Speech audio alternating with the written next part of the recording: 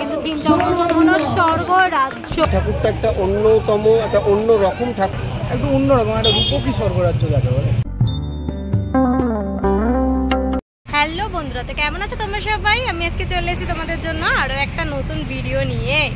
আজকে উল্টো রথযাত্রা, মানে জগন্নাথ দেবের ঘরে ফেরার পালা মাসির বাড়ি থেকে। আর আজকে কিন্তু বিভিন্ন জায়গায় খুঁটি পুজো রয়েছে। এই মুহূর্তে আমি রয়েছি খিদিরপুরে। আজকে তোমাদেরকে নিয়ে যাব ৭৫পল্লীর দুর্গা পুজোর সূচনা হতে চলেছে আজকে খুঁটি পুজোর মধ্যে দিয়ে। সেই মুহূর্তেই আজকে তোমাদেরকে দেখাবো। চলো, ৭৫পল্লীর প্রাঙ্গণের সামনে হয়েছে খুঁটি। এখানে কিন্তু অলরেডি পুজো শুরু হয়ে গেছে। ঠাকুরমশাইয়ের পুজো হচ্ছে, দেখতে পাচ্ছ ঠাকুরমশাই মন্ত্র পড়ছে।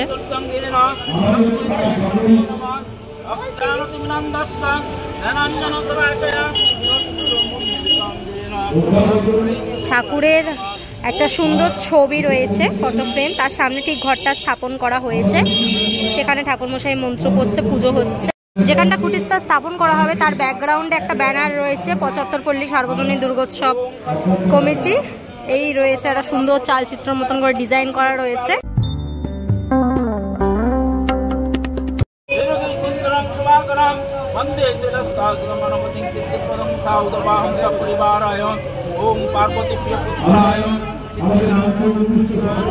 টোটাল খুঁটিটাকে পুরোটাকে কিন্তু গাঁদা ফুলের মালা দিয়ে জড়ানো, অরেঞ্জ কালারের। টোটাল তার নিচে কিন্তু লাল রঙের কাপড় দিয়ে মোড়ানো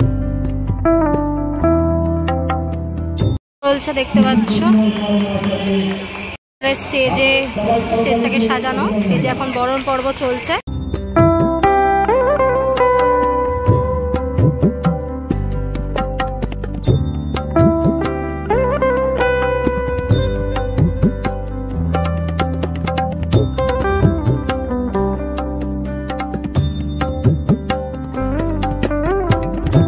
দেখুন খুঁটিটা কিন্তু তোলা হচ্ছে, দেখো খুঁটিটা স্থাপন হবে এই মুহূর্তে। সব ক্লাবের সবাই মিলে একসাথে রয়েছে। ২০২৫ সালের সূচনা হতে চলেছে।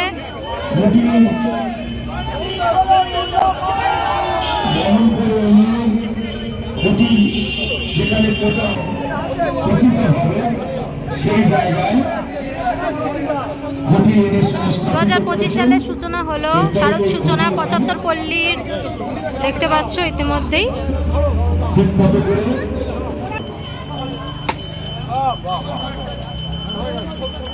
নারকেল ফাটিয়ে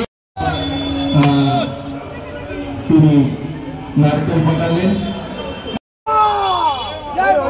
এবং নারকেল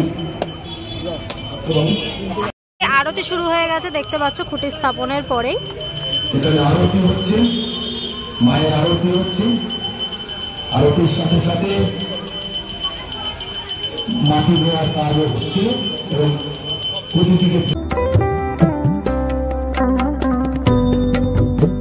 থিমটা উন্মোচন হবে এবারে।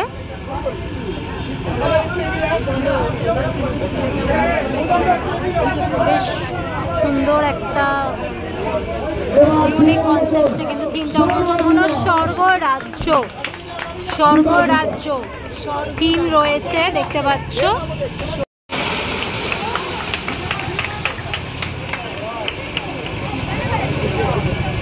স্বর্গরাজ্য দেখতে পাচ্ছ, উপস্থাপনা স্বর্গরাজ্য, সৌভিক কালী, পরিমল পাল, বিশ্বজিৎ সাহা। এই হচ্ছে ৭৫পল্লীর এবছরের উপস্থাপনা। অ্যাকচুয়ালি খিদিরপুর ২ বছর আগেও একদম সাবেকি পুজো ছিল, সেখান থেকে এরা থিমে গত বছর এসছে। গত বছর তোমরা দেখেছো আমার একটা ঠাকুর এখানে আসে এবং সেই ঠাকুরটাও যথেষ্ট এখনও মানে মোবাইলে ঘোরে বা ভাইরাল। তা এই বছর তো খুবই অন্যরকম একটা কাজ হতে চলেছে। সৌভিক কালী পুরো দায়িত্বে আছে, আমি প্রতিমাটার দায়িত্বে আছি। তবে এটুকু বলতে পারি একটা ভিন্ন স্বাদের কাজ, এবং আমার যে ঠাকুরের মধ্যে এই ঠাকুরটা একটা অন্যতম, একটা অন্য রকম ঠাকুর হবে। আমার বিগত দিনের স্টাইল থেকে বেরিয়ে একটা অন্য ধরনের ঠাকুর হবে, সেটা আজকে আমি এখানে দাঁড়িয়ে বলতে পারি। তাই অতি অবশ্যই সমস্ত দর্শক তোমাদের মাধ্যমে যারা দেখছে তাদেরকে বলবো যে খিদিরপুর ৭৫পল্লীতে যেন অতি অবশ্যই দেখে, কারণ এখানে একটা সামাজিক বার্তা থাকবে পুজোর মধ্যে, যেটা খুব আজকের দিনে ভাইটাল ব্যাপার।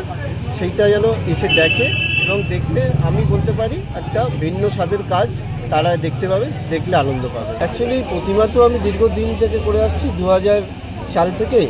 তা আমার ওটা একটা মানে আমার কেমন কারিগর বা এই একটা সেট আপ তৈরি হয়ে গেছে, যেখানে ওই একটা লিমিট রেখে আমি ঠাকুর করি, মানে 15টা থেকে 20টার মধ্যে, সেইটা তো একটা চলে। এবং আমি দেখবে থিম পুজো যেটা করি সেটা একটু নর্থের দিকেই করি, কারণ আমি এমনভাবেই একটা জায়গা চুজ করি যেখান থেকে আমার ওয়ার্কশপে আসতে মোটামুটি 10-15 মিনিটের মধ্যে আমি যাতে পৌঁছাই, এইভাবে আমি ম্যানেজ করি। এবং প্রচণ্ড পরিশ্রম হয় সেই সময়টা, কিন্তু অ্যাকচুয়ালি মানুষের অ্যাপ্রিসিয়েশনই মানে সমস্ত পরিশ্রমটাকে ভুলিয়ে দেয়।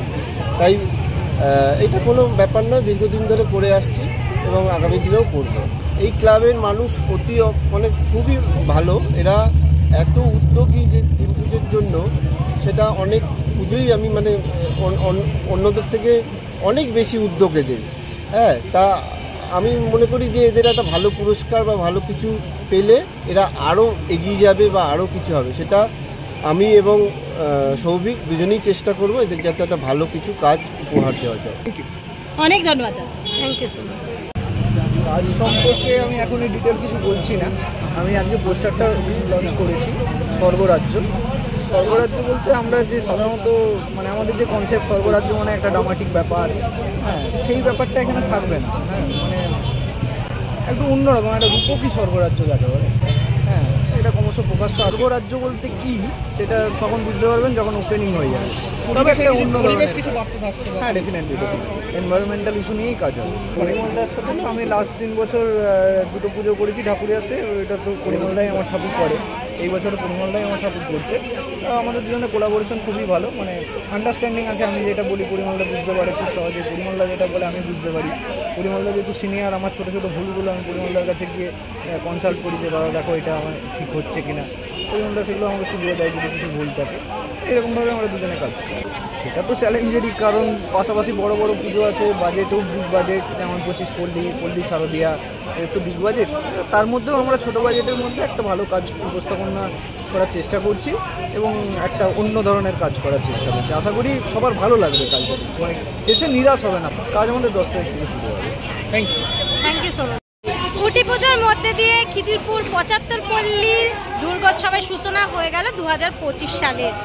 কেমন লাগলো আজকে খুঁটি পুজোর ভিডিওটা অবশ্যই কমেন্ট করে জানিও। এবছরের ভাবনা কিন্তু একটু অন্য ধরনের রয়েছে, সেটা দেখতে গেলে পুজোর সময় আসতে হবে খিদিরপুর 75 পল্লীতে। কেমন লাগলো আজকে খুঁটি পুজোর ভিডিওটা অবশ্যই কমেন্ট করে জানিও। আজকের জন্য এতটাই, দেখা হবে আবার নেক্সট ভিডিও। ততক্ষণের জন্য অবশ্যই ভালো থেকো, সেফ থেকো, বাই, টেক কেয়ার।